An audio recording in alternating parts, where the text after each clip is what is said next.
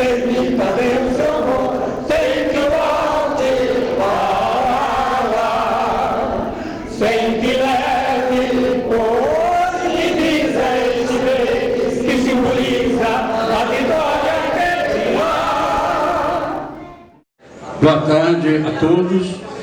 Nós estamos promovendo esse ciclo de palestras sobre 80 anos da FEB e nós não poderíamos deixar de apresentar neste evento do 17º Encontro Brasileiro de Preservadores de Viaturas Militares Antigas, não deixarmos passar em branco a memória da FEB. Nós que já participamos de alguns encontros com a associação de Campinas, né? Não só na sede, como também lá no campo de batalha, e nós fizemos questão de que nesse evento ocorresse uma atividade de uma interação maior junto com o público, de forma que a gente trouxesse para o presente os feitos dos pracinhas que ocorreram há 80 anos. Então, Francisco Piazon vai dar então início às atividades referentes a esses depoimentos sobre a FEB.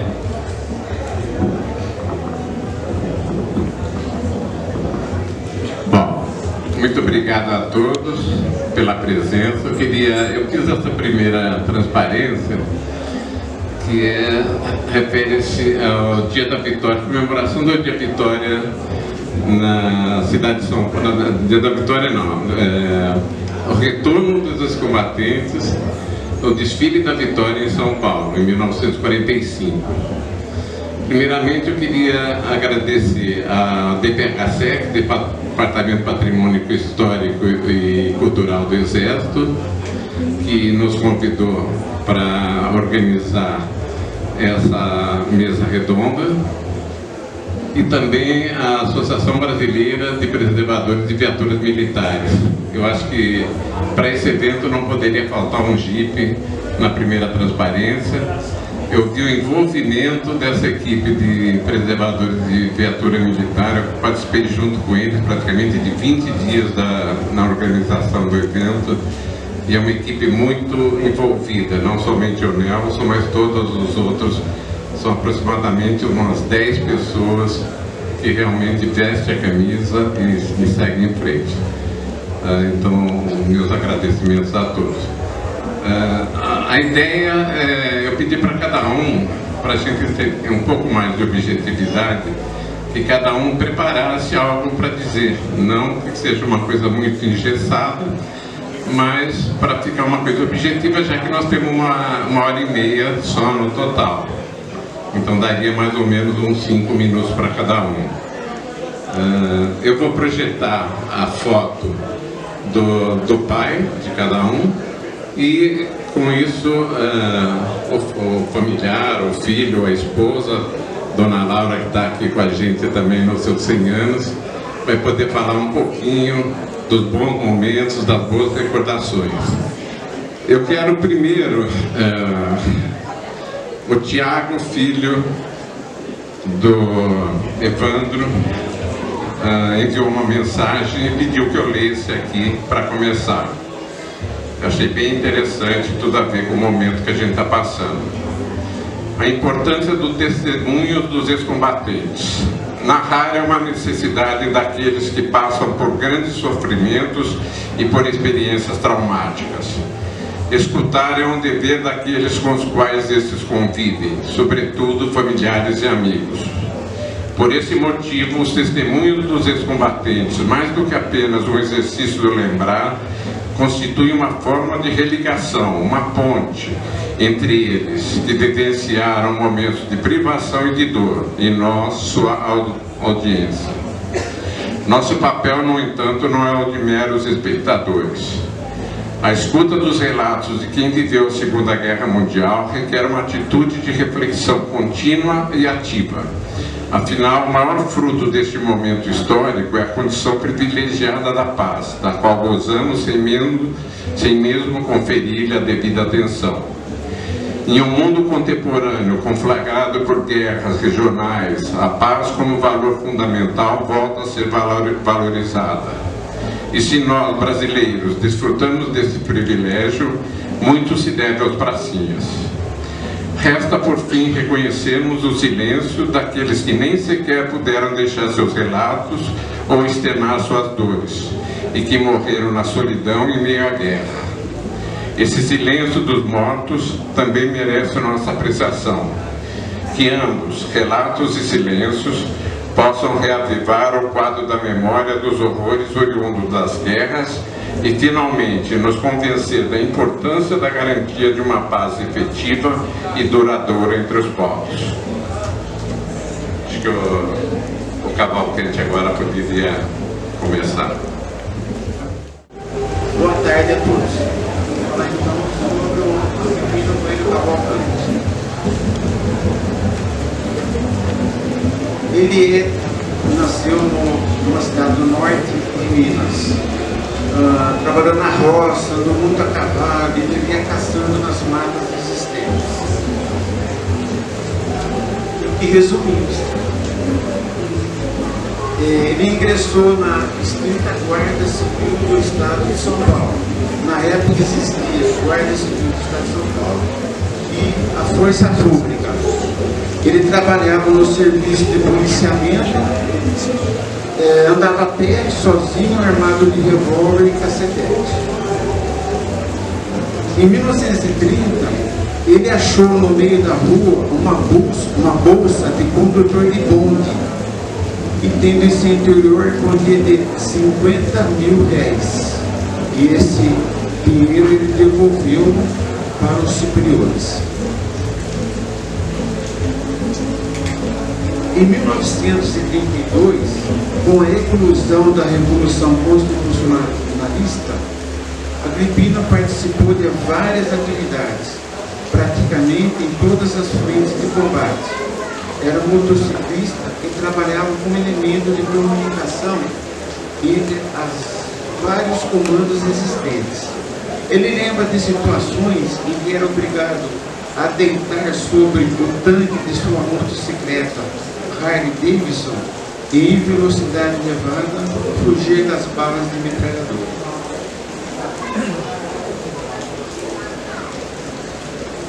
Recorda também uma vez, quando se encontrava de serviço em Caieiras, foi informado de uma patrulha de mais ou menos 6 homens do exército, portanto tropa legalista e inimigo. Ele postou-se no local adequado e conseguiu emboscar a patrulha, fazendo todos os soldados prisioneiros de guerra, estando sozinho e armado de paradela.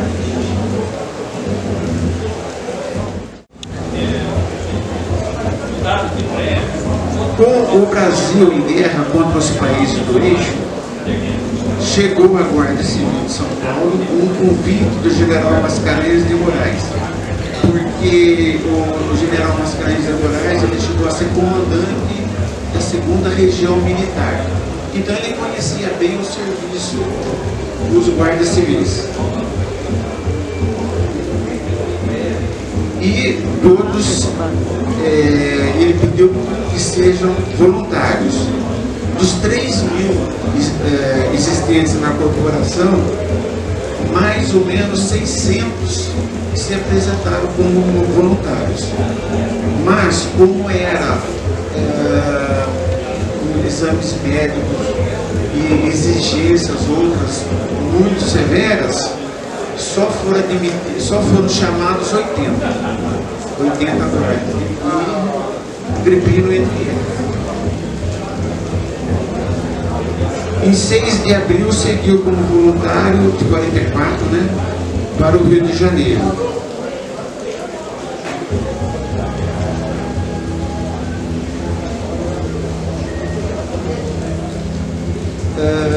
Um fato que aconteceu,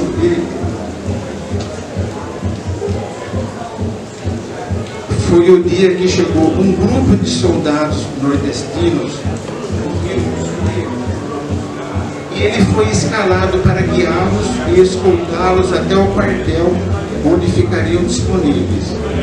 Naquele dia foi feita a distribuição dos números dos homens do pelotão de polícia, dentro do pelotão, sendo que o número designado para Agripino foi o número 18. Como ele estava fora do quartel, o soldado que for sorteado para ficar com o número 13 ficou muito chateado e preocupado. E de tanto pedir para o sargento encarregado de distribuir a numeração, conseguiu ficar com o número 18 e deixar o número 13 para quem não estava presente no momento, e era justamente Agripino. Então, daquele dia em diante, todos os pertences do Agripino passaram a levar o número 13, o que era um motivo de gozação por parte dos companheiros por ser o número 13, dito como de azar. Mas, coincidência ou não, o primeiro PM brasileiro a morrer na Segunda Guerra Mundial foi o número 18 do pelotão, Paulo Emílio Pereira. A sorte dele estava lançada.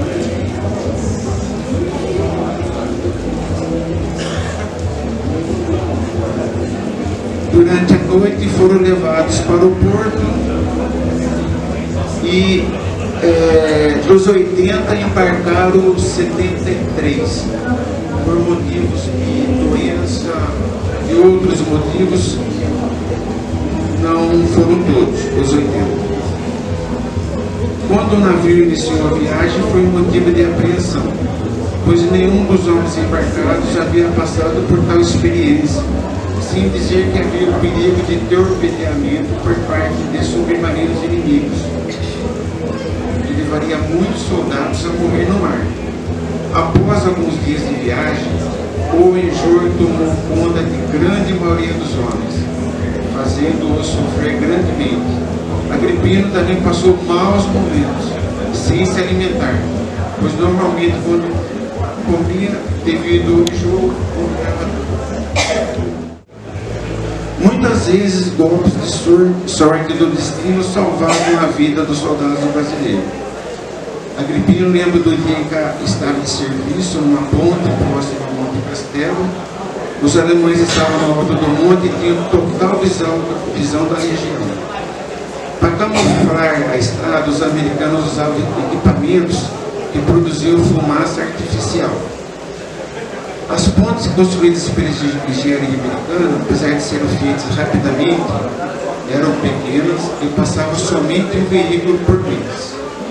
Aí os dois policiais de serviço, um de cada lado da ponte, controlavam o trânsito.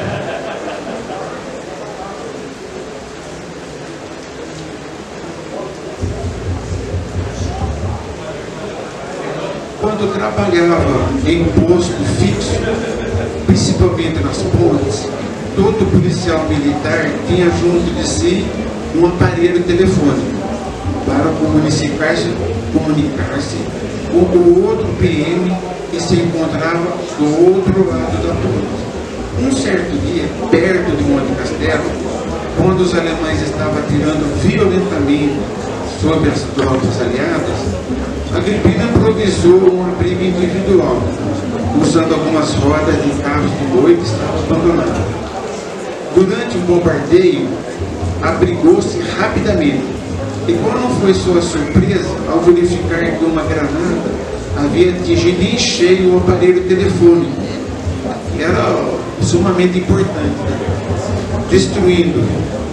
Posteriormente, ao comunicar o fato ao capitão Sabino, comandante da companhia de polícia, foi informado que teria que pagar o telefone.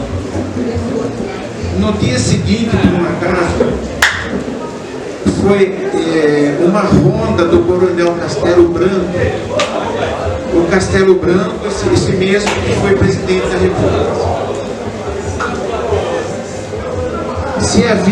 Perguntou para ele se havia alguma novidade no serviço, sendo informado ao mesmo dia que o telefone fora destruído por uma granada alemã e que o capitão queria que o aparelho fosse pago. O coronel Castelo Branco pediu o nome do capitão e foi conversar com o mesmo. E o problema foi esquecido, nunca mais se falou no caso. quando estava em Porreta Terme, ao sair da casa onde estava acantonado para render um colega,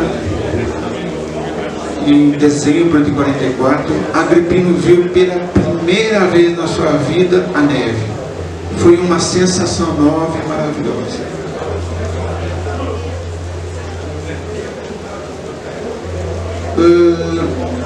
Logo após a tomada de Monte Castelo, Agripino, que era cabo, foi encarregado de comandar uma patrulha com mais 3 soldados da militar e polícia, a fim de patrulhar um determinado trecho com vistas aos alemães que haviam fugido de Monte Castelo e estavam escondidos nos arredores. A ordem era bem clara: tão logo anoitecesse, ninguém deveria acender nada, nem ao menos um cigarro. Neste tempo, mas na patrulha havia um matogrossense meio teimoso, e às 3 horas da madrugada acendeu um cigarro, fazendo que fosse localizada a sua posição. Foi um tiroteio terrível, era tiro para todo lado. Agripino, para escapar dos tiros, desceu correndo por um monte, e só quando chegou ao sopé do mesmo é que se lembrou de que aquele local até pouco tempo era terra de ninguém, e ele estava todo minado.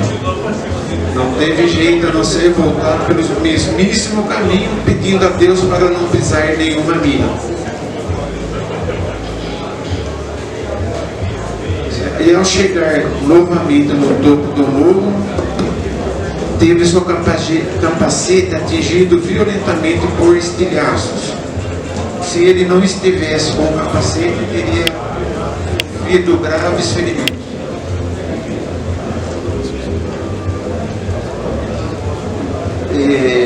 Agripino teve que escoltar aproximadamente, numa oportunidade, 250 prisioneiros até um campo de concentração americano.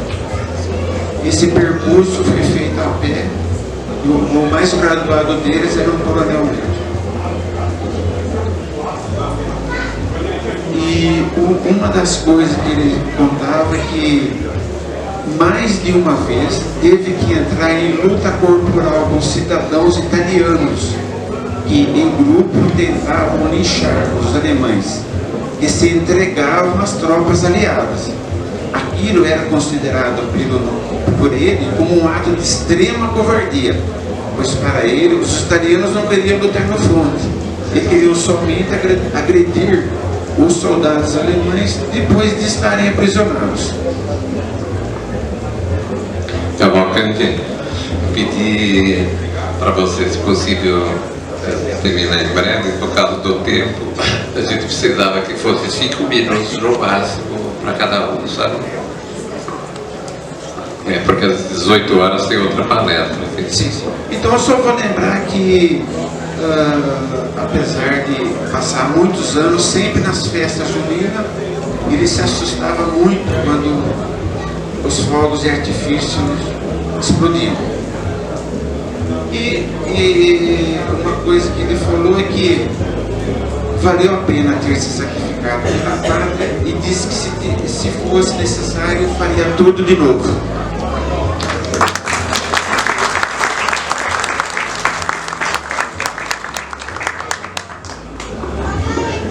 Agora eu vou pedir para o Evandro. O pai dele serviu nas forças do Exército, serviço de guarda do litoral, em Fernando de Noronha de 1942 a 43 e em Recife em 44 a 45. Se possível, seja breve, Evandro, para a gente poder, todos poderem falar. Esse alistou no Exército, em São Paulo, na Lapa. Ele, quando ele estava em São Paulo,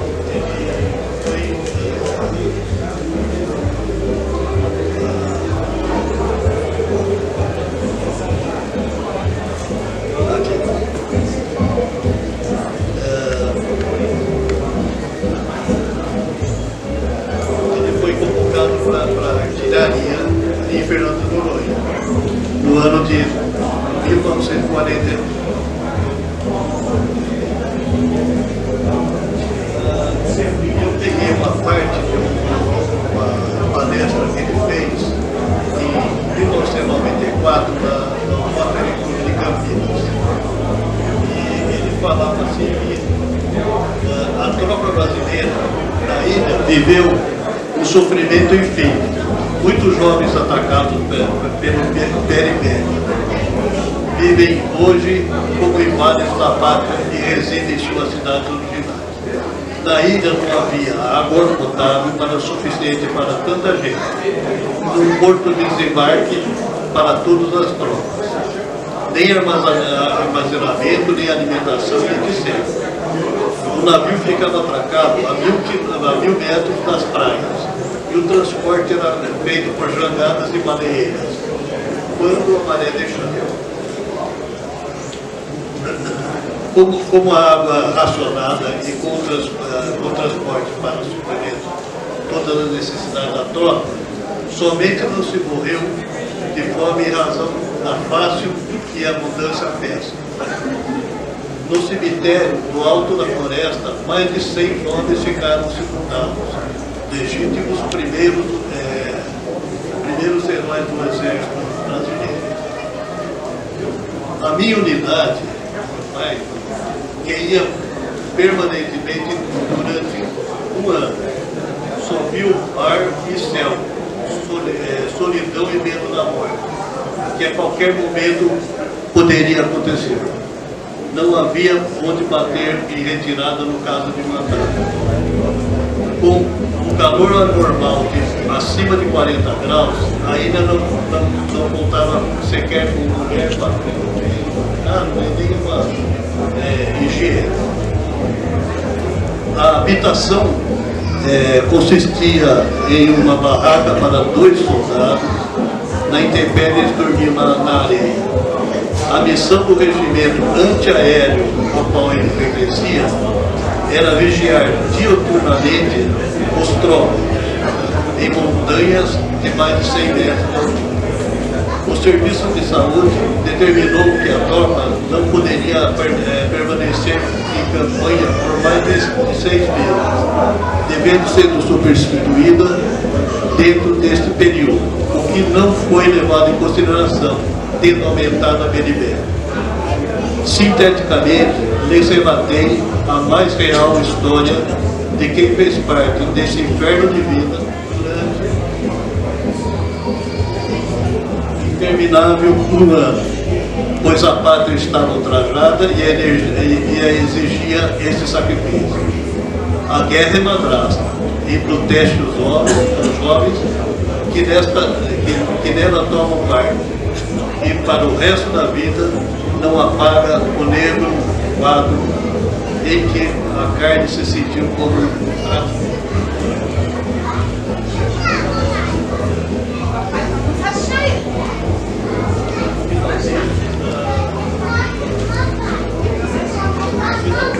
O inimigo não atingiu nem tomou o porto de Dakar, e as forças aliadas venceram a guerra. Muito obrigado.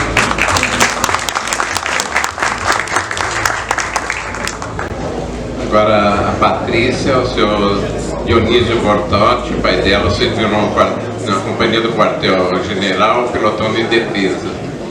Embarcou em 2 de julho de 44 e retornou em 18 de julho de 45. O meu pai, então, era de Fartura. Olá para todos, né? Mas enfim, o meu pai era de Fartura, uma cidadezinha divisa com o Paraná. E aí as histórias que eu ouvia dele, né? Ele era da lavoura, assim como muitos trabalhavam na roça. O quarto filho de 9 irmãos de origem italiana, né, imigrantes italianos que se estabeleceram em Fartura.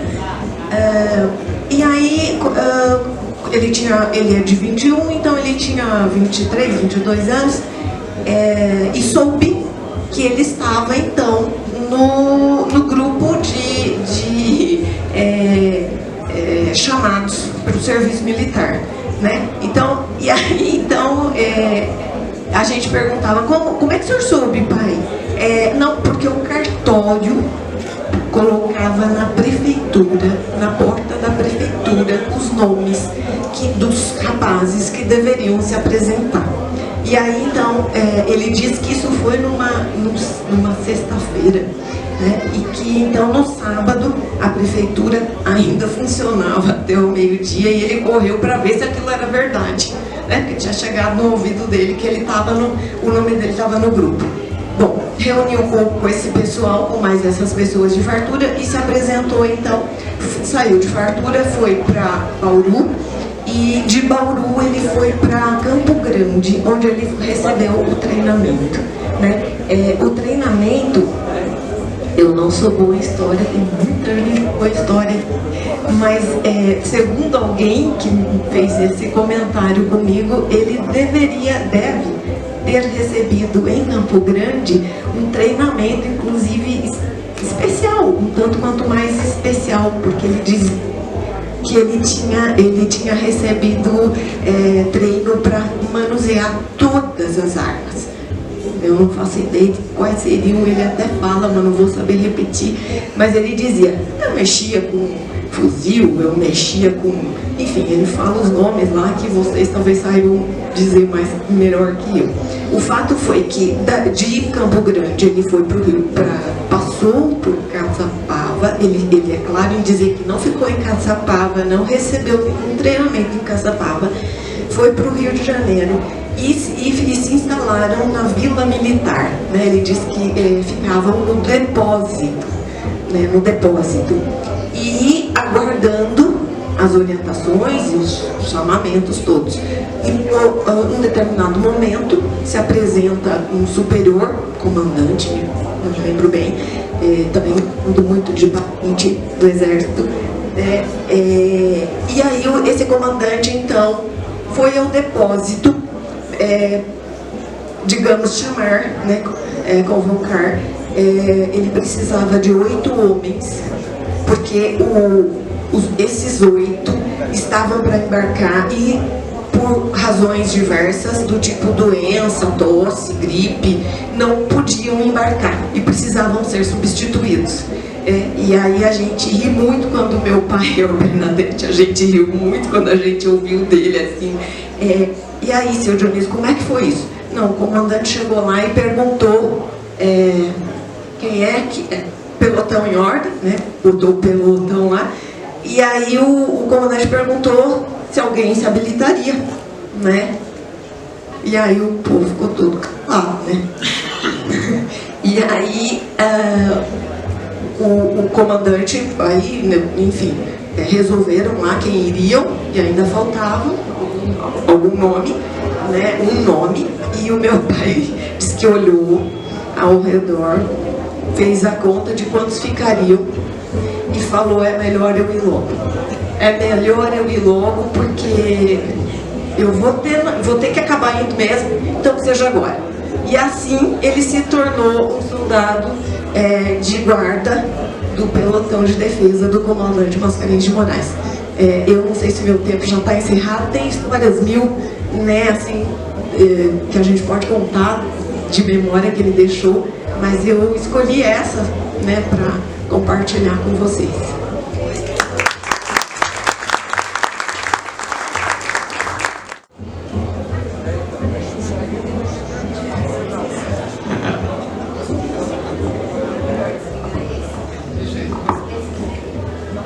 Bom, esse é meu pai e saudades.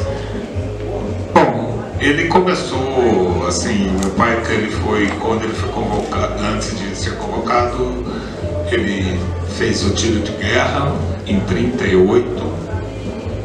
Eu acho que era o tiro de guerra, o registro que eu vi foi no 76, em Campinas, tá?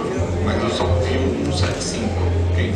Aquele balão em frente à escola de cadeiras que tem praça tiro de guerra, o 75, não sabia se tem 2, né? Então tinha 2. E meu pai foi alfaiate. A profissão dele, que ele começou, iniciou como alfaiate. Daí, em 42, ele foi convocado, abriu até uma alfaiataria. mas não conseguiu levar para frente porque não tinha com quem deixar por causa de ter sido convocado. E daí embarcou, tem várias aventuras, né, durante a preparação. Inclusive aqui tem o Moura, né, que ele, por ser alfaiate, ele tinha uma certa regalia que às vezes ele ia na casa dos oficiais ajustar as fardas, e acabou até ensinando o Moura, ali, ou não ele, mas o pai, a pregar botão. E, bom, quando ele partiu, né, em Tarquínia, lá que ele conta, era uma das histórias que ele sempre contava, e sem mais nem menos, eles pegaram uma mina, ele e um amigo dele, o Armando, uma mina antitanque, que acharam bonita aquilo lá, aquele disco enorme da pizza, né? Essas histórias que ele contava, né, quando a gente ficava junto, e tentaram abrir na baioneta, né? A mina era ativa, eles tiraram. Ele fala assim, olha, eu morri porque não era a hora.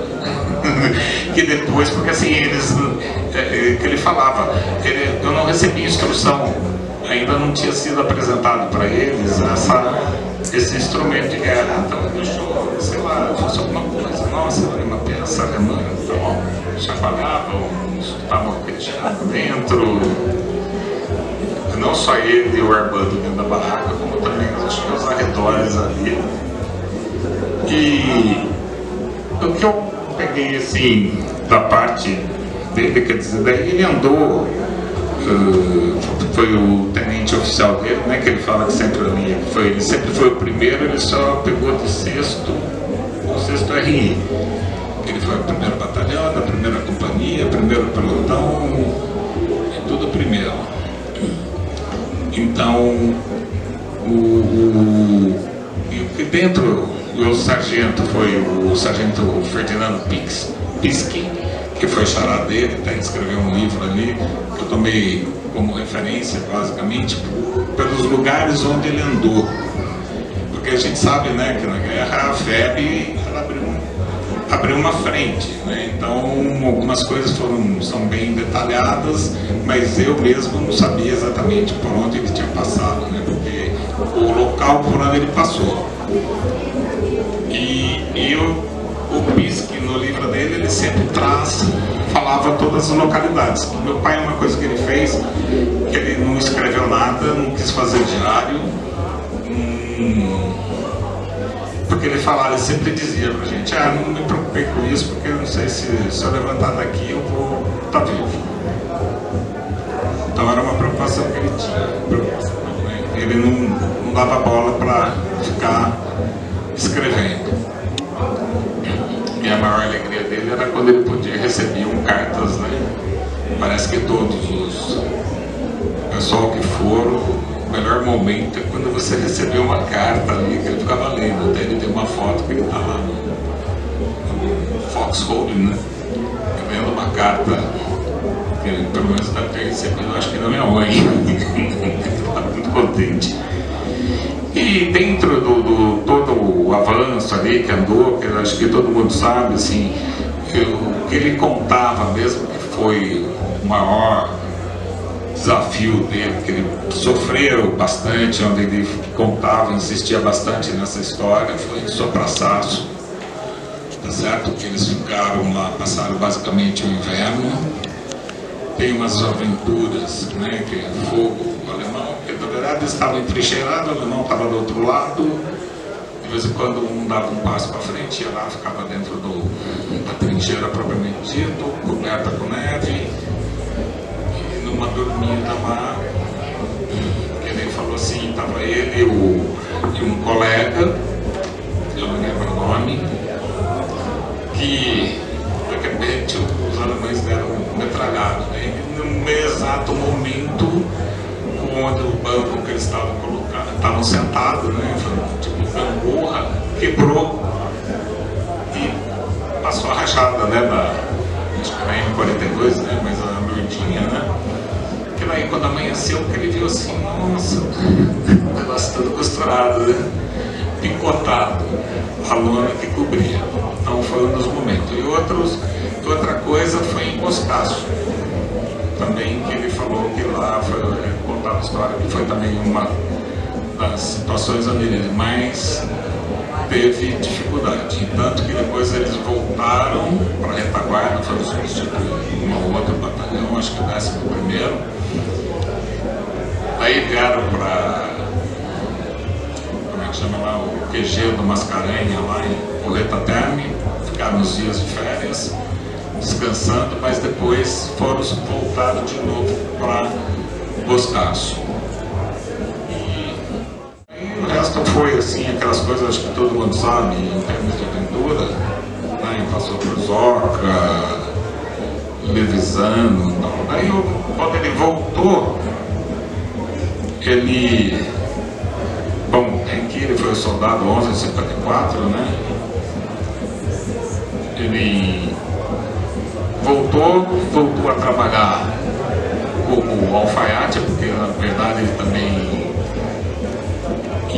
trabalhou até chegar no mercado a roupa pronta, né, nas confecções prontas, né, acabou aquele negócio de fazer roupa sob medida, hoje a gente até procura. E daí ele, com esse advento, ele pegou e falou assim, não dá mais, né, então agora eu vou entrar prestou concurso público, entrou como técnico de agronomia no IAC de Campinas, né, Instituto Agronômico, e lá se aposentou. Tem tempo ainda, bom, não, é rápido, tá? Tem um fato também, eu acho que foi na região de Boscaço ali que até o Cabo Moura, né, que era o jipeiro dele lá, que levava a fazer abastecimento de munição e a marmita quente, né, a tropa da linha de frente, que ele conta que um bombardeio ali com os alemães, né, na estrada, que acho que pegaram movimentação, essas coisas, e o Moura também daqui a pouco se perdeu, que ficou tudo escuro, né, aquele breu enxergava um palmo na frente, né, acho que nem enxergava o nariz, e daqui a pouco o Moura começa, né, ninguém sabia se quem estava do lado era alemão. Bem, Rodinei, eu sei que sua história é bem emocionante, mas para que a gente tenha tempo para todos aí. Bem, boa tarde a todos. Meu nome é Rodinei, meu pai é Frutuoso Breno, entre os personagens mais conhecido pelo apelido de infância dele, que era Zico. Meu pai foi convocado para o exército para servir na Segunda Guerra Mundial com 24 anos, e ele já era barbeiro naquela época, assim, ele era barbeiro já aos uns 6, 7 anos. Ele teve que fechar a barbearia, né? E serviu o exército e foi na guerra, ficou mais ou menos um ano na Itália, e quando ele voltou aparentemente bem. Ele voltou a abrir a barbearia, conquistou aos pouquinhos a freguesia, né, porque todo barbeiro perde a freguesia e depois tem que conquistar um a um, né. E eu lembro que minha mãe falava, quando ele estava tentando reconquistar a freguesia, minha mãe falava, olha, seu pai falou que hoje ele fez um cabelo só, o dia inteiro, 12 horas ali na barbearia para cortar o cabelo só, assim por diante. Então ele voltou aparentemente bem, depois mais ou menos uns 2 anos ele casou, mais 2 anos eu nasci, e acho que mais ou menos, tudo mais ou menos, porque você vai entender por que eu não sei quase nada, né? O meu pai começou a ter problemas, ele não conseguia mais segurar com firmeza a navalha para fazer a barba dos clientes, porque tremia muito a mão. E mais tarde nem a tesoura e o pente ele não conseguia segurar. Ele passou a ter um problema sério de neurose de guerra, né? E aí ele deixou de trabalhar de barbeiro, teve que fechar de novo a barbearia. Foi para todos os médicos na região de Campinas e região para se consultar, tomou todos os remédios necessários e nada resolvia. Remédios que hoje seriam aqueles de tarja preta, antidepressivo, uma série de remédios, nada resolvia. Até que depois de, acho que mais de 1 ano ou 2 anos, não lembro, não sei direito, o último médico que ele consultou aqui em Campinas, ele falou para o meu pai: olha, eu estou sabendo que em São Paulo tem um médico que está fazendo uma experiência com uma tecnologia nova para casos semelhantes ao do senhor. E convido você a ir conversar, pelo menos conversar com esse médico em São Paulo, para entender o seu caso e ver se pode ser útil com essa técnica dele. Meu pai foi a São Paulo, conversou com o médico foi bem sincero com ele. Ele disse para o meu pai que era uma técnica que estava sendo experimental. Ele tinha já alguns clientes, o médico, também experimental. Nenhum resultado ainda, né? Porque era uma técnica para ser usada, para ser aplicada naquela terapia por vários meses, né? Mas, em função da situação, ele achou que meu pai deveria pelo menos tentar, né? E meu pai começou a tratar com ele ia semanalmente para São Paulo, ele morava aqui em Campinas, aliás, aqui em Campinas, e ia 2 vezes por semana para São Paulo e fez isso por 2 anos e alguns meses, não sei exatamente quantos meses, mas 2 anos e 2, 3, 4 meses. Um belo dia, na última vez que ele foi, o médico falou assim: olha, tudo que eu podia fazer para o senhor, eu já fiz, agora vamos aguardar. Eu não tenho a mínima ideia, outros clientes meus que eu apliquei essa mesma técnica no senhor ainda não consegui concluir a terapia, então eu não sei, vamos aguardar. Mas uma coisa eu preciso falar com extrema importância e com extrema urgência para o senhor. Para na próxima semana, a sua esposa, a minha mãe, e para eu preciso falar muito com ela. Meu pai levou na semana seguinte para falar com o médico, e o médico chegou para minha mãe e falou assim: tudo que eu poderia fazer para o seu marido, eu já fiz, mas eu não sei como vai ser o desenrolar dessa situação. Se ele vai ficar completamente curado, se ele vai ficar parcialmente curado, se ele vai ficar totalmente curado e depois voltar o problema da neurose dele. Então eu peço para a senhora prestar bem atenção no que eu vou lhe dizer. O seu marido daqui para frente está totalmente proibido de assistir filme de guerra, filme de bang-bang, filme de horror, de terror, ler livros sobre a guerra, ler jornais, revistas, nada que ele participou, porque eu não sei se ao comentar isso, ao contar os fatos lá da experiência dele na Itália, poderia voltar o problema neurológico, né? Então, eu recomendo que a senhora faça uma reunião com os parentes da senhora, aqueles que frequentam com mais assiduidade a casa de vocês, para explicar isso e pedir a eles que me visitando o seu marido, a sua família, mas não perguntem nada sobre tudo que ele passou na Segunda Guerra Mundial. Vou para casa, chamou os parentes e os amigos do meu pai que mais frequentemente participavam da família, explicou tudo isso, e a minha mãe fez mais ainda do que isso. Cada visita que recebia depois disso, contava toda essa história antes de permitir que a visita entrasse em casa. E ela me falou acho que umas 300.000 vezes para eu não perguntar nada, absolutamente nada sobre a guerra para o meu pai, sobre a atividade que ele fez ou que ele deixou de fazer. E eu era muito curioso, eu queria saber muito nessa época, 6 ou 7 anos, por aí assim mais ou menos. E eu não podia perguntar nada. Hoje o que eu sei é graças à Associação dos Expedicionários, e mesmo depois que meu pai ficou curado, totalmente curado, eu não tive coragem de perguntar nada para ele. Passados os tempos, acho que passou mais alguns anos, o meu pai tinha vendido tudo que podia vender para se alimentar, né? Podia trabalhar, ele não conseguia emprego por causa do estado de saúde dele. Em todo lugar que ele ia procurar emprego, ele não conseguia emprego. Até que ele começou a melhorar um pouquinho, mas de mais calmo, né? Porque as coisas vivem um ponto da vida dele. Para vocês terem uma ideia, meu pai tinha pesadelos. A minha mãe precisou mudar de dormir numa outra cama, porque meu pai dá pulos de madrugada, de sobressaltos, pelos pesadelos. Depois, em função dos pesadelos, meu pai não conseguia mais dormir.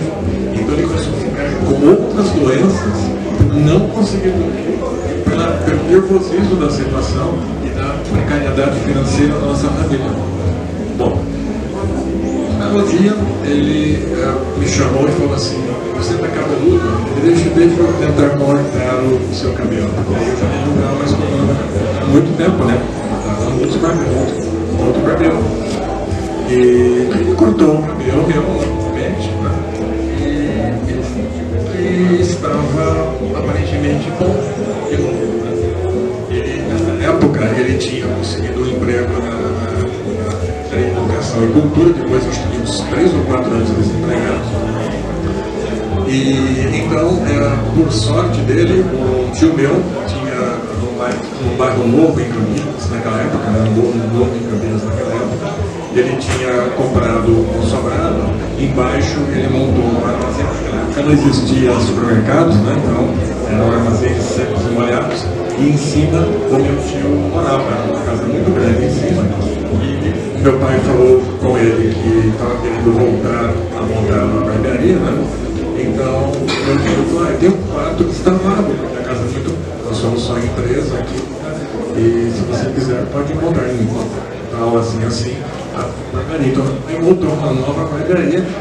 Os primeiros clientes foram atendidos em cadeira comum, porque não tinha mais cadeira, que teve que vender tudo, cadeira de barbeiro. Mas ele montou novamente a barbearia e começou a formar de novo uma clientela, né?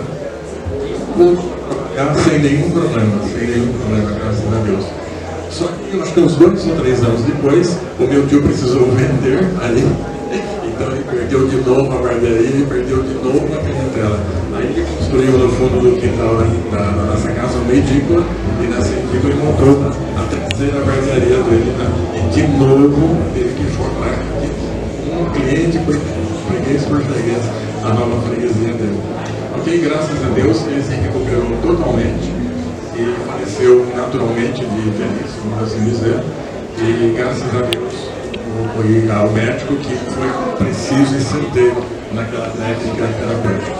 Obrigado a todos. Muito obrigado. Nós tivemos 5 depoimentos até agora e já foi metade do nosso tempo, um pouco mais da metade. Então vamos pedir aos próximos que sejam o mais breve possível por causa da palestra das 18 horas. Gabriel Pastore é tio do Cristiano, tio avô, e era do 9º Batalhão de Engenharia.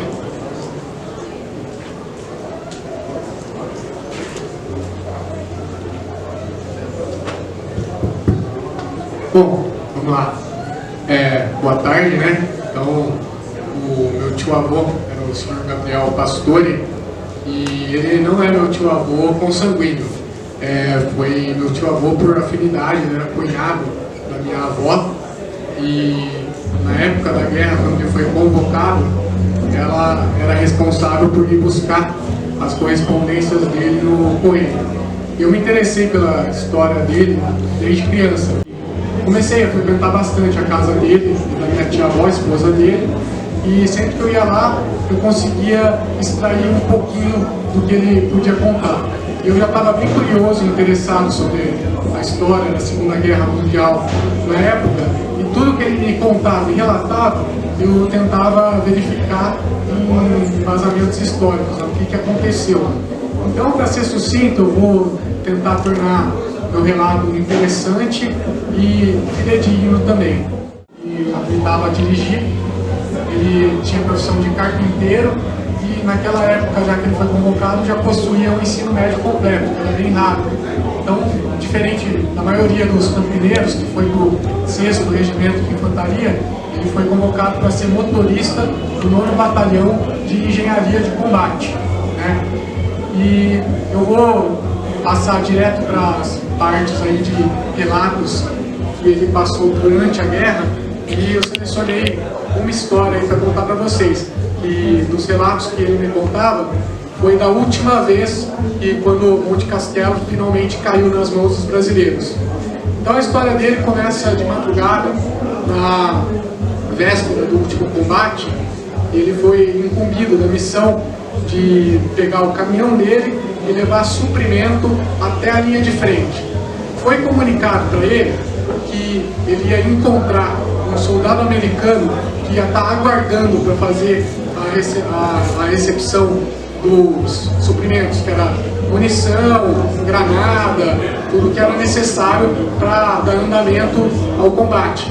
E para isso existia uma senha, né? Como ele era brasileiro, não falava inglês, e o soldado americano não falava português, combinaram que a senha ia ser elefante, por causa da similaridade fonética que tem elefante em português e elephant em inglês. O americano certamente ia compreender, ele já estava ciente disso, que o brasileiro ia chegar lá com os suprimentos, ele ia ser incumbido de recepcionar tudo aquilo que era necessário para continuar levando o combate adiante. Muito bem, ele fez a missão dele, subiu no caminhão, carregou o caminhão de suprimento e partiu estrada adiante até onde ele devia encontrar os soldados que estavam guarnecendo a região para fazer a entrega do suprimento. Aí ele chegou aonde era o ponto combinado, não achou ninguém, foi mais para frente, não achou ninguém, foi mais para frente, achou um soldado, só que atrás do soldado a guerra já estava acontecendo. Aí o soldado foi correndo até ele e perguntou: o que o senhor está fazendo aqui? Aí ele falou: vim entregar suprimento. Chegou a boa hora. Aí o meu tio avô falou: mas o senhor tem que responder a senha. Ele falou: que senha? Ele falou: é elefante. Cadê o americano? Que elefante, que americano? Aí ele falou assim: bom, eu trouxe o suprimento, vocês precisam receber o suprimento. Ele falou: a gente está com muitos problemas aqui, que nem o senhor pode ver, está todo mundo atirando, jogando granada, aquele inferno todo de guerra que vocês veem nos filmes aí, quando os combates estão no calor do momento acontecendo, né? E então ele fez a entrega dos suprimentos lá para o brasileiro mesmo, e aí ele ia pegar o caminhão e ia voltar. Aí viraram para ele e falaram: o senhor está louco? O senhor não vai voltar. Se o senhor voltar com esse caminhão agora, que o senhor já está na linha de frente, vai atrair fogo aqui pra gente, o senhor vai ter que ficar aqui no combate com nós. Aí ele pensou: nossa, agora lascou, né? Aí ele disse que nesse dia eles tinham tentado diversas vezes fazer os ataques aí, e com a infantaria estava sem sucesso. E foi a única vez, né, que a FAB e a FEB lutaram lado a lado, né, a Força Aérea Brasileira com a Força Expedicionária Brasileira, na tomada final de Monte Castelo. E ele disse que foi um momento na guerra que ele não sabia se ele realmente sairia vivo, porque os alemães não queriam ceder de jeito nenhum aquelas posições que eles tinham. Mas, solicitado lá o apoio aéreo, ele contou que quando eles chegaram, os aviões, o primeiro avião passou num rasante que dava até para ver as insígnias na fuselagem. E ele passou, mas não atacou, para atrair o fogo dos alemães para ele. E nisso que o avião, P-47, passou o rasante, atraiu o fogo para ele, já vieram informação, mas outros 3 P-47, aí sim, mas destruindo os alemães mesmo. Era rajada de metralhadora, bomba, e a ordem era para atirar no inimigo quando ele se movesse. Ele não tinha o fuzil, né? Ele tinha a arma dele de defesa pessoal, que era a pistola, né? E ele falou que se ele acertou alguém, se matou alguém na guerra, foi naquele momento, porque quando os aviões começaram a bombardear as trincheiras dos alemães, eles começaram a se levantar e fugir, né? Porque senão eles iam morrer ou metralhados ou pelas bombas que iam cair lá dentro das trincheiras. E aí, nesse momento, a infantaria se ergueu, foi avançando para tomar o terreno que os alemães estavam abandonando, e ele foi o único momento na guerra que ele efetuou os disparos. Mas terminado o combate, ele falou que, infelizmente, é lógico, ele pensava todo dia que quem estava do outro lado tinha também suas famílias, seus filhos, seus entes queridos, pais, amigos, mas eles tinham um trabalho para fazer.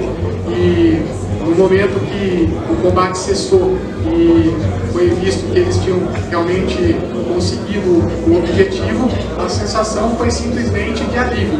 Não tem o inverso de dever cumprido, não sei o que, não. Foi alívio porque ele conseguiu se manter vivo, cumpriu a missão dele, levou o que tinha que levar para a linha de frente. Não deu certo em lutar com o americano, até hoje ele está para saber onde estava esse tal americano que não foi encontrado, né?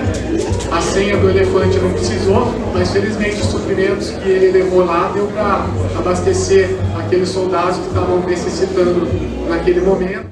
Eu sou cegada, mas então que eu estou aqui, uma boa tarde para todos.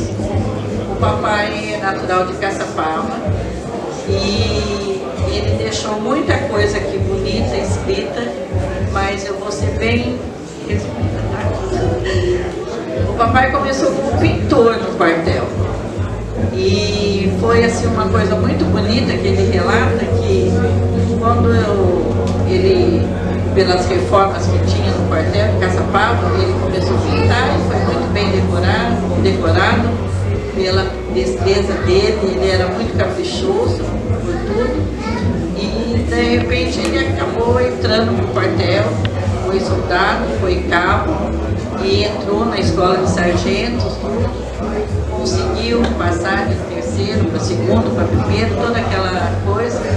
E uma coisa só que eu queria relatar, que ele ganhou uma medalha que chama, eu vou resumir aqui, né, porque por causa do nosso tempo, mas ele foi para Taubaté, destacado, para o Rio de Janeiro, depois ele foi para o navio do Rio, para o porto do Rio de Janeiro, para o porto de Nápoles, na Itália, e em Mangólia ele também fizeram parte do escalão avançado do dia e uma tropa do 6º Regimento de Infantaria. Sim, ele foi destacado em vários relatos que atacaram contra os alemães na Itália.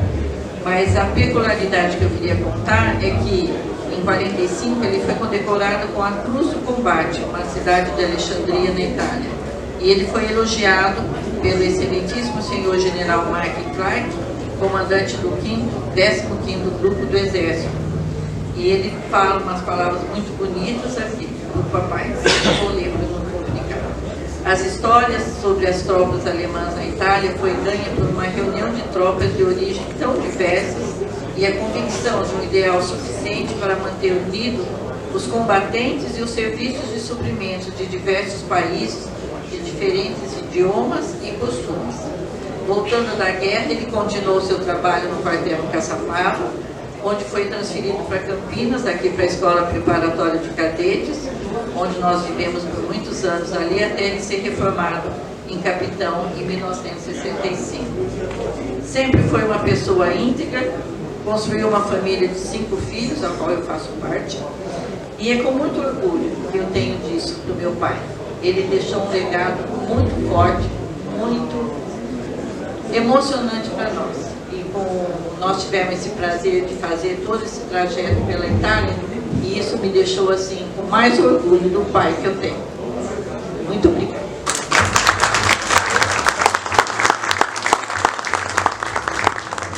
Gildo Formagio, Paulo, também pedindo para ser o mais breve possível, Paulo. Pessoal, boa tarde, boa noite, já quase, né? Eu quero agradecer essa oportunidade tão boa que você propiciou, né? E também agradecer minha filha, meu genro, netinho, estão por aqui. Minha esposa. Bem, eu tinha 2 coisas que meu pai falava. Ele não gostava de contar histórias da guerra, mas tinha uma história que ele gostava de contar e quase que ele chorava. É quando uma vila já destruída, eles chegaram com uma patrulha e num canto de uma casa tinha 4 ou 5 crianças assustadas, né? Assustado, olho daquele regalado, né? Com medo daqueles homens de farda, né?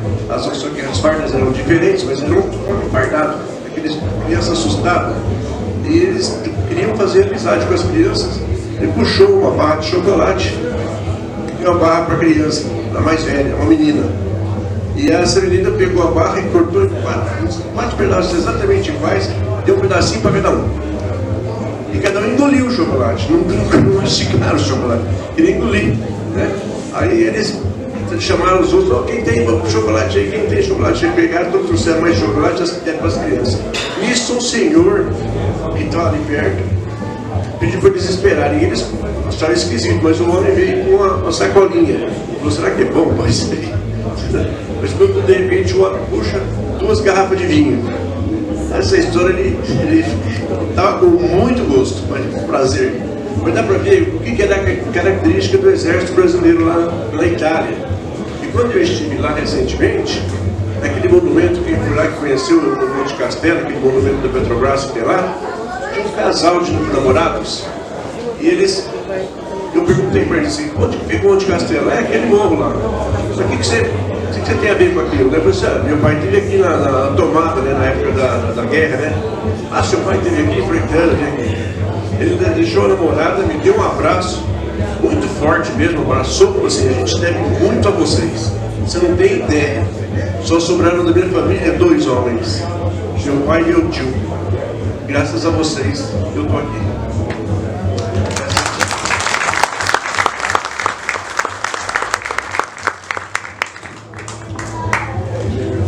Eu vou pular o João Bacarelli e o meu pai para a gente poder ter um pouco mais de tempo. O seu Justino agora se tinha dito que tinha 2 histórias, vou pedir para ela falar só uma. Boa tarde, eu tenho uma imensa, fico até emocionada de falar do meu pai. É uma emoção muito grande de falar dele. Então eu tenho 2 histórias para falar dele. Meu pai nasceu em Campinas, numa fazenda de Souza, em 1919. Ele morreu com 101 anos, em 2021. Ele foi o último pracinha vivo que faleceu em 2021. Meu pai tinha imensas histórias. Tem no YouTube, tem o nosso filho, né? E até foi meu sobrinho que fez o papel com meu pai na época da filmagem. Mas são 2 histórias que realmente eles se emocionaram muito. Vou contar uma delas. Uma que ele foi ferido com pele trincheira por causa do inverno. E o outro pequenininho, na cidade de Luca. Que meu pai era o segundo de 10 irmãos. Meu pai era operário no Micanduzo, em Campinas. Tanto quando ele foi, a minha avó ficou com o salário dele, então ele era o segundo de 10. Quando ele estava lá, nasceu o irmão dele mais novo. Então, ele e um colega, eu não me lembro o nome, eles faziam. Na hora do rancho, esse colega, porque eles tinham comida à vontade, eles sempre falavam. Os americanos deram tudo pra gente. Roupa, comida, tudo que a gente precisava tinha. Então, quando era nessa cidade de Luca, tinha uma família que se apegou a eles e esse o colega dele. O café da manhã, o almoço, o jantar, eles pegavam 2 vezes. Ia lá e levava para a família. Então eram 4 pessoas, porque eram 2, né? Almoço, jantar e café da manhã. E ele falou assim, mas pai, por quê? Ele falou assim, olha, uma pobreza. Eu nunca vi tanta pobreza na minha vida. Aqui no Brasil a gente é pobre, mas a gente passava fome. Lá a gente vê pessoa com fome, não tem o que comer, tem dinheiro, mas não tem o que comer. Oferecem as filhas dele para nós. Imagina, jamais, eu tenho minhas irmãs. Eu tenho meus irmãos pequenos, por isso que eu fazia. De dar comida para o Mirim, Jean-Luigi. Aí passou-se anos, ele sempre contando para todo mundo, a minha família toda sabe, a minha sobrinha bisneta, que era a tataraneta dele, sabe todas as histórias. E aí, nós conseguimos achar esse cara. Ele estava com quase 80 anos, antes da pandemia. Como ninguém falava italiano da minha família, a minha sobrinha, com uma amiga dela, que trabalhava no consulado italiano, técnica intermediada, nós conseguimos falar com ele uma vez. Passou essa pandemia, a gente não achou mais a pessoa. Eu não sei se ele morreu, se ele se mudou, nós não conseguimos mais. Mas o mundo dá volta. Um amigo meu aviador, eu trabalhei na aviação, mora na Espanha agora, foi militar, contei a história. Então é que ele achou a cidade do cara, não achou ele.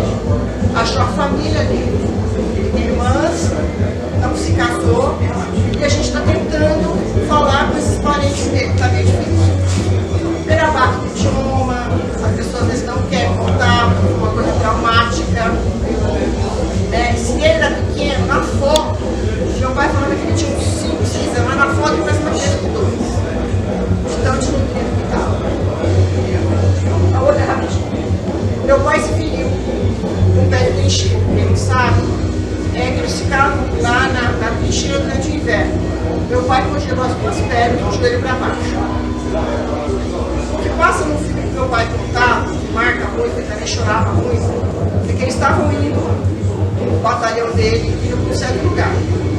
E os pés começaram a doer dentro do túmulo.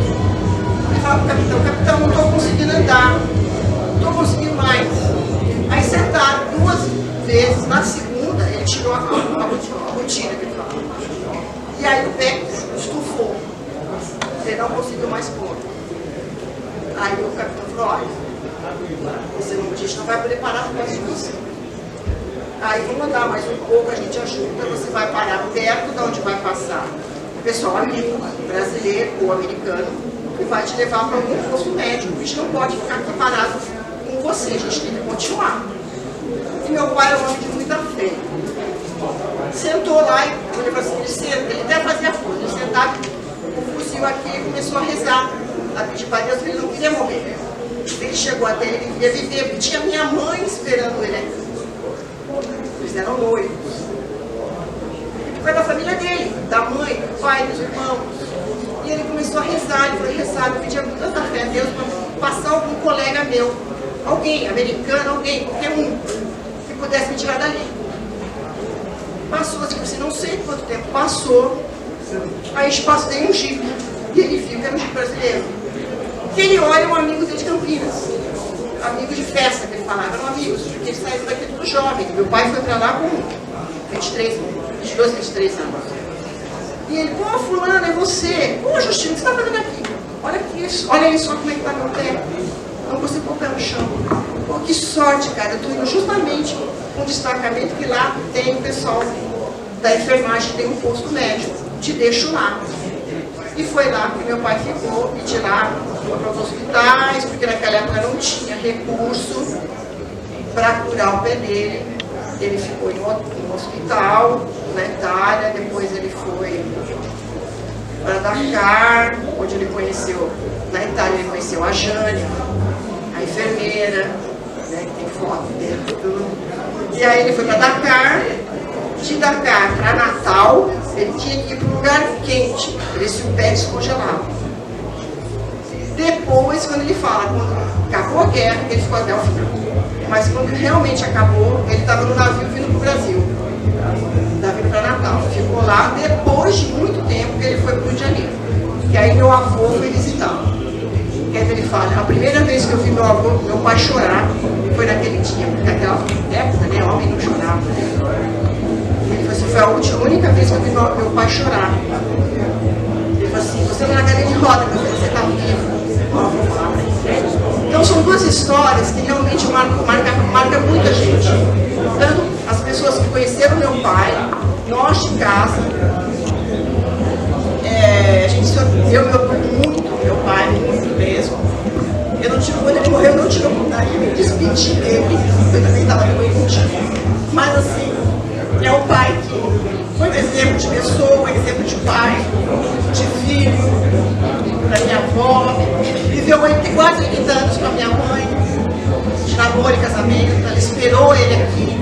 Marcos, tenho cartas que nós fizemos deles, trocando lá, de lá para cá, cartas assim que você não acredita, de você ler. O amor que eles tinham, um outro tanto que meu pai faleceu. Em 21, um ano e 4 meses, minha mãe morreu. Graças. Obrigado. Então, cada gente,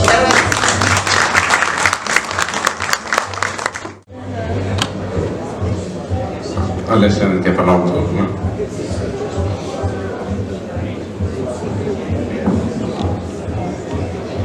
Boa tarde a todos. Meu nome é Alexandre Campos, filho de José Franco de Campos. Bem rapidamente, meu pai ele voltou com um transtorno de estresse pós-traumático que acontecia com a maioria das pessoas, mas ele não quis fazer tratamento médico. E 1 ano depois aconteceu e começou a dar neurose nele. Ele tinha cisma que estava sendo perseguido, e foi tratado depois até com remédios. Mas um ponto que marcou muito é que eu era o questionador maior da família e a gente assistia o filme chamado Combate, eu não sei se vocês se recordam, junto com ele, e a todo momento eu fazia a grande pergunta para ele: pai, quantos alemães o senhor matou? E ele falava: não, eu não matei nenhum porque eu trabalhava num pelotão de reconhecimento. Mas ele comentou um fato que aconteceu em Porreta Terma, onde um padre viu 3 alemães, hospedou 3 alemães que estavam com fome dentro da capela, deu comida para eles, mas o padre sinalizou para o pelotão onde meu pai estava que os alemães estavam lá. E eles entraram lá e fizeram um prisioneiro, esperaram eles terminar de jantar e fizeram o pessoal prisioneiro. E levaram até o acampamento, provavelmente para ser interrogados. Segundo meu pai, deixou o pessoal lá, e lá parece que teve um pequeno momento aí de vacilo, ou dos americanos ou dos brasileiros. Esses alemães tentaram pegar uma arma e foram metralhados, morreram os 3.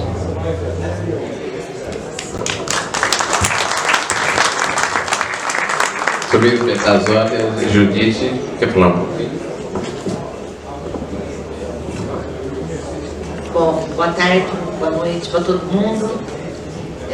Eu vou pular a parte de apresentação do meu pai antes da guerra e vou contar só algumas coisinhas de lá mesmo.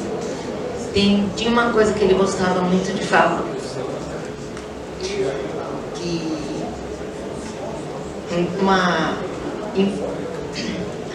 desculpa, gente, a emoção é grande.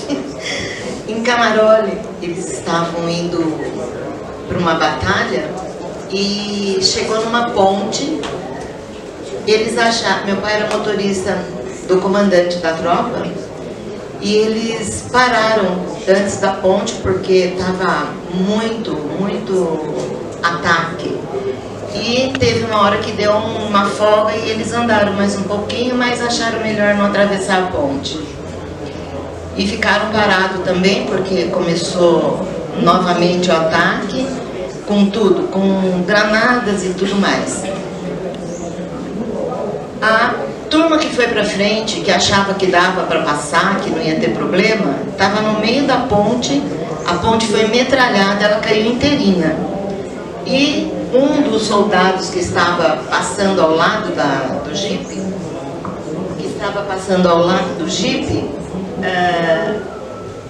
falou, olha, eu também vou, mas ele caiu junto com a ponte. E foi um soldado daqui de Campinas. E meu pai achava que era daqui de Campinas, mas ninguém tinha certeza, porque até hoje, segundo ele nunca conseguiu saber quem era a pessoa. Então aí foi uma coisa assim que ele achava que tinha sido salvo.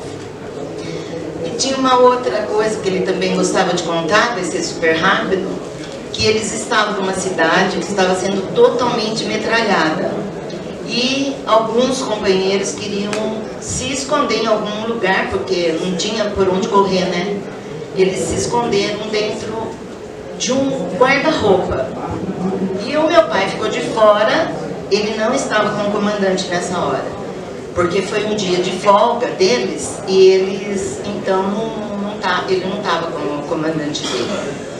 E os 3 que entraram dentro do guarda-roupa, meu pai falou, eu não vou entrar, porque eles vão metralhar. A primeira coisa que eles vão fazer, a hora que eles chegarem nesse pedaço, é metralhar dentro da casa.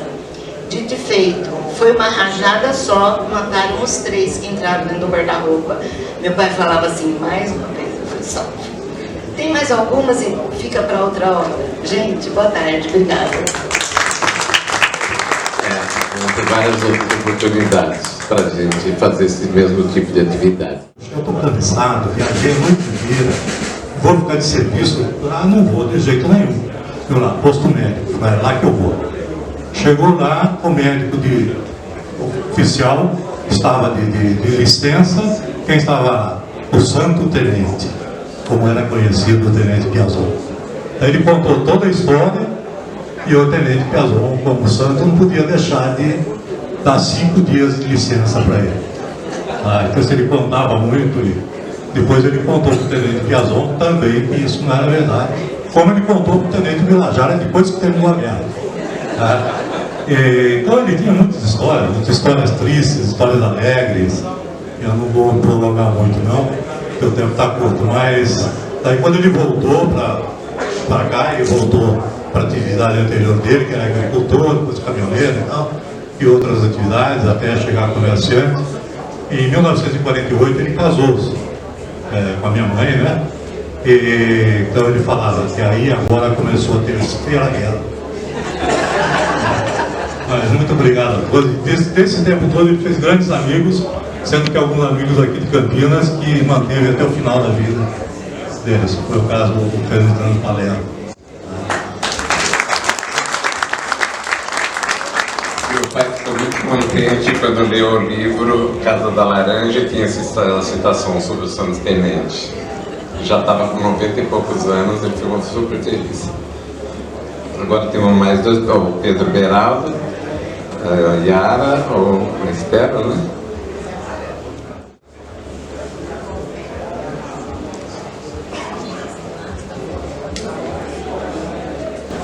Eu só quero, boa tarde, né?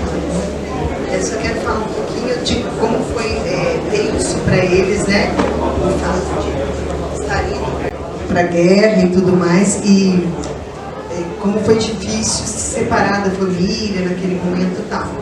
Então, o pai já em Caçapava, em treinamento e tal, eles trabalharam e conseguiram ganhar uns dias de descanso. Ele aproveitou para ir visitar a família, e que estava bem próximo já do embarque. A família não estava sabendo, a mãe dele ainda não sabia, e ele tinha que dar um jeito de contar aquela história para a família.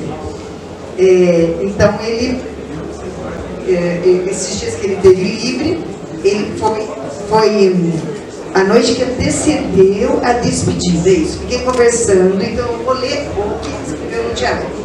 Fiquei conversando até tarde com meus pais e, sem alarmá-los, fui preparando-lhes o espírito para um possível embarque para um destino ignorado, porque nem eles sabiam, né, para que lado iam. Minha mãe começou a chorar, insistindo para eu não ir para a guerra, sugerindo até a deserção, em último caso. Deixei-a acalmar-se mais e perguntei ao meu pai: pai, o que o senhor me aconselha a fazer? Me aconselha a fazer. E ele responde: já te dei muitos conselhos. Daí a alguns dias você vai completar 24 anos. Essa é uma decisão difícil e você mesmo que tem que decidir. Perguntei ainda: no meu lugar, pai, o que o senhor faria?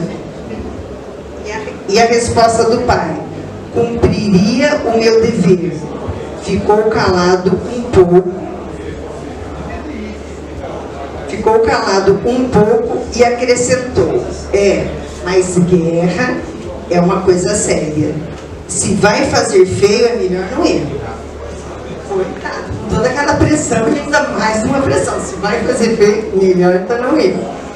E então, cada vez que ele lembrava disso, ele falou que tinha muito orgulho do pai dele e de ter recebido esse conselho, porque o pai já tinha perdido 3 filhos e ele era o único homem que ainda tinha. E só tinha mulheres, tinha irmã doente e tal. E mesmo assim o pai teve a coragem de passar esse conselho para ele, que ele que tinha que resolver, mas que se fosse tinha que fazer direitinho. Não, pode deixar. Não, obrigada. E daí ele fala que essas palavras, que a palavra de ordem do pai dele ficou na cabeça dele, que era cumprir o dever, mas cumprir bem. Se for fazer feio, melhor não ir. Com essa atitude firme e corajoso do meu pai, como que completou o seu trabalho na formação do meu caráter e da minha personalidade. Imagino se me acovardar na guerra. Como eu poderia encará-lo depois? No dia seguinte, embarquei para o Rio de Janeiro e daí a alguns dias, embarquei para a guerra.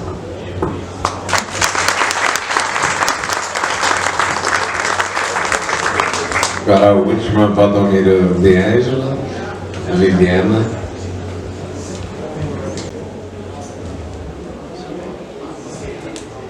Boa tarde a todos. Eu sou filha mais velha do Valdomiro de Ângelo. eu fiz um texto aqui que eu pedi para os meus irmãos, para ver se eles lembravam também de alguma coisa, mas vou resumir o máximo. Então, meu pai, ele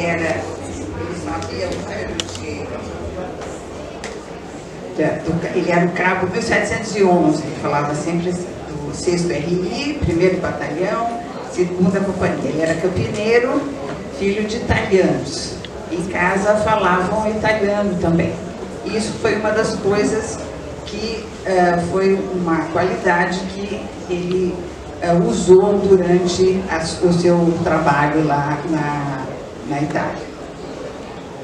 Uma coisa que chama a atenção da gente é que, desde criança, a gente frequentava a associação e via que eles se encontravam, e quando se encontravam era uma amizade, assim, uma coisa tão forte. E eles contavam as histórias um para os outros de uma forma assim, repetidamente. Parecia que tinha uma necessidade de contar aquilo várias e várias vezes. Então a gente sabe, mas para nós, em casa, essas histórias não eram contadas. Parecia que queriam preservar a gente do sofrimento que eles tinham passado. Então a gente percebia que aquelas histórias eram assim, recontadas inúmeras vezes, mas a gente mesmo não sabia muito. Então eu contei aqui algumas coisas que eu me lembrava e que a minha irmã e meu irmão também se lembravam, mas algumas coisas ele só contou com o meu irmão, eu nem sabia, tá? Então algumas coisas que eu vou falar aqui. Bem, ele contou que, do ponto de vista de quando eles foram convocados, foram para Caçapava, em Taubaté, e lá eles ficaram alojados num depósito de laranja, que falou que era um lugar assim horrível, dormiam em beliches, e era um calor insuportável. E à tarde, geralmente eles iam para o centro da cidade, uma sorveteria em Taubaté, que era a sorveteria do meu avô. E a minha mãe trabalhava na sorveteria como garçonete, ajudando o pai. E aí ele falava que a melhor coisa que aconteceu nesse período da guerra foi ter conhecido a minha mãe, certo? Porque aí depois de muitos anos, depois da guerra, eles se casaram. Mas a passagem por Taubaté foi assim fundamental para o desenrolar da vida dele. Bem, depois ele fala do Rio de Janeiro, né? Que foram lá, ele falou que fez no Rio de Janeiro um curso de estenografia, que agora acho que nem existe mais, mas ele usou isso, né, para ajudar ao trabalho dentro da intendência. Além disso, ele contava que uma das coisas que ele contava sempre era sobre a viagem, que essa viagem do navio, ele usava um adjetivo que era uma viagem tormentosa, porque eles faziam a parte de seriam treinamentos que eles não sabiam se era de verdade ou se era apenas treinamento. Então, durante a noite ficavam sem luz no navio, e a viagem realmente do navio foi muito marcante. Não sabiam para onde iam e estavam andando, navegando em zigue-zague para justamente tentar se livrar dos torpedos, dos submarinos, né? Então ele falava muito dessa viagem, que a viagem foi um dos pontos piores dentro do período da guerra. Outra coisa importante é a chegada deles no Porto de Nápoles. Ele também falava que houve um adiantamento da chegada deles, e com isso aí, eles chegaram parece que 10 horas antes do esperado. Isso acho que por serviço de inteligência, alguma coisa que isso aconteceu, que eles chegaram antes. E aí esse porto foi totalmente bombardeado, estava preparado para eliminá-los assim que chegassem lá. Então ele falou que aí já tinham seguido a caminho da Mata do Rei, lá que andava quilômetros até chegar, e foram acampados numa cratera de um antigo vulcão que ficava lá, mas que de lá escutaram o bombardeio que estava tendo no porto. Então foi a primeira coisa que eles chegaram, já sentiram muito bem o clima da guerra, que tinham luzes e bombardeios muito fortes, que isso daí foi assim o primeiro sinal de boas-vindas da tropa. Uma outra coisa que eu gostaria de destacar é que o papai fez várias coisas, teve várias atividades. Trabalhou na artilharia, com obuses, teve função administrativa na intendência. Ele comentava que para garantir um homem no fronte, precisavam de 21 pessoas na retaguarda. E fez também treinamento no trabalho em logística, sendo responsável, então, pelos suprimentos básicos, alimentos, remédios, armamentos, munição, gasolina, né? E ele conseguiu fazer esse trabalho de logística, assim, foi bem feito. E ele foi selecionado por um capitão e por um major brasileiros que trabalhavam no setor de inteligência para fazer uma entrevista que ele falava que foi meio sigilosa. E aí eles queriam ver se ele falava mesmo fluentemente o italiano para ser introduzido na população italiana para tirar informações para a tropa.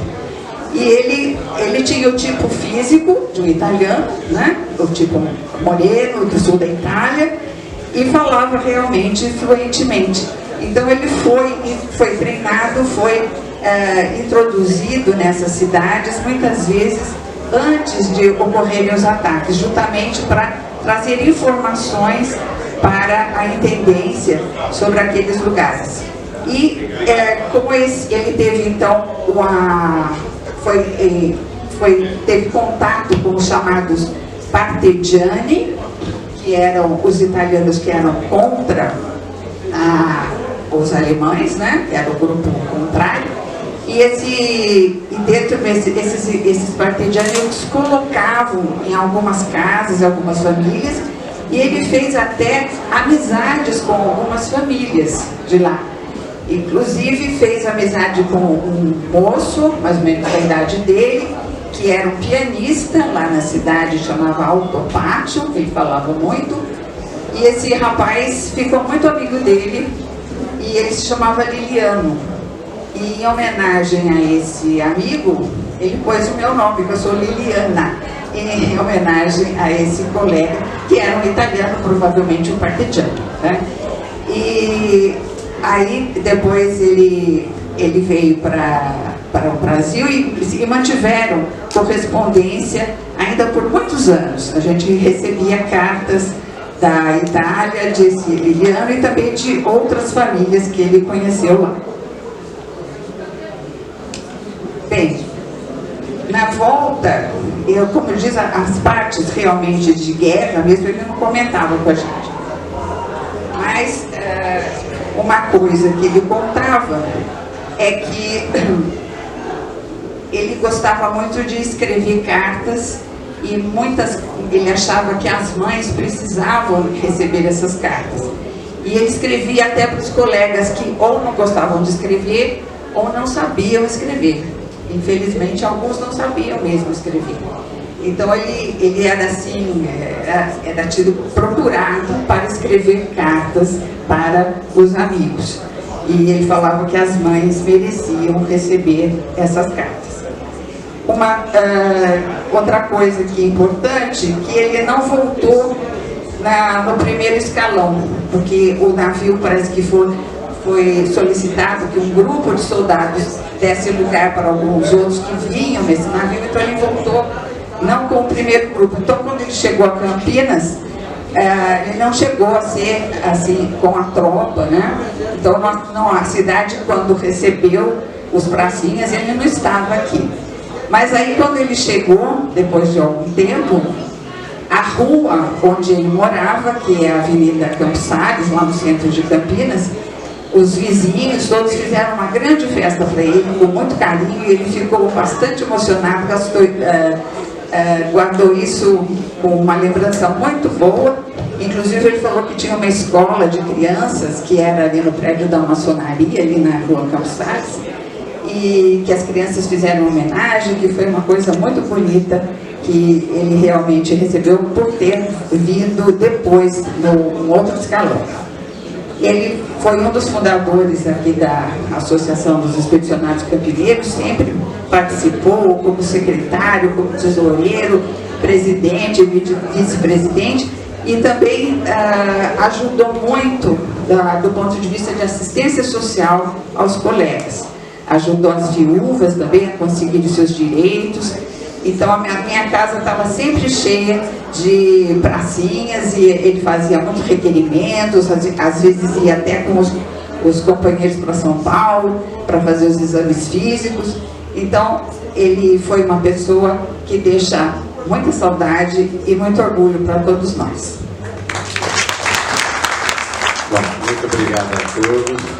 Que a gente consiga, como filhos, como descendentes, manter essa união, essa amizade, essa alegria que eles viviam e conviviam. Vai haver também uma distribuição de diplomas para cada um. O Coronel Rossi vai falar um pouquinho também. Agradecer mais uma vez o depoimento de todos vocês. Eu fiquei emocionado em alguns momentos, porque eu trabalho com isso já há mais de 20 anos. Já entrevistei mais de 80 ex-combatentes e as coisas vão se ligando. A gente escuta história que outro contou, que muitas vezes é daqui. Infelizmente a memória, em nome das pessoas, a gente não lembra tanto, não guarda, mas os fatos que ocorrem a gente guarda.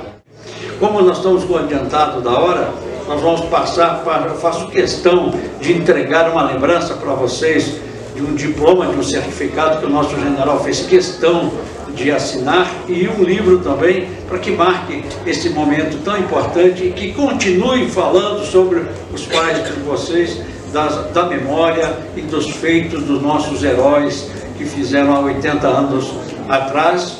E alguns já foram à Itália, e aqueles que não foram, abril deste ano, nós vamos fazer um evento, em cada momento será explicado o que realmente aconteceu dentro da historiografia militar. Então, Patrícia.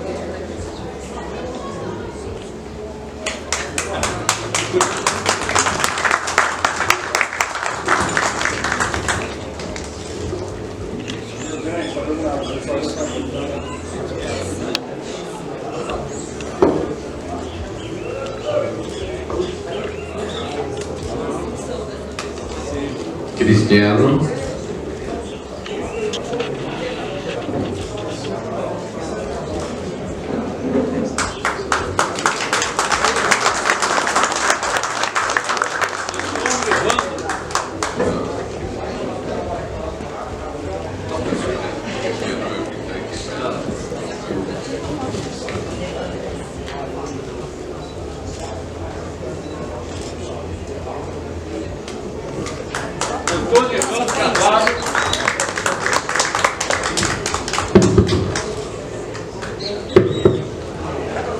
Carlos Palermo.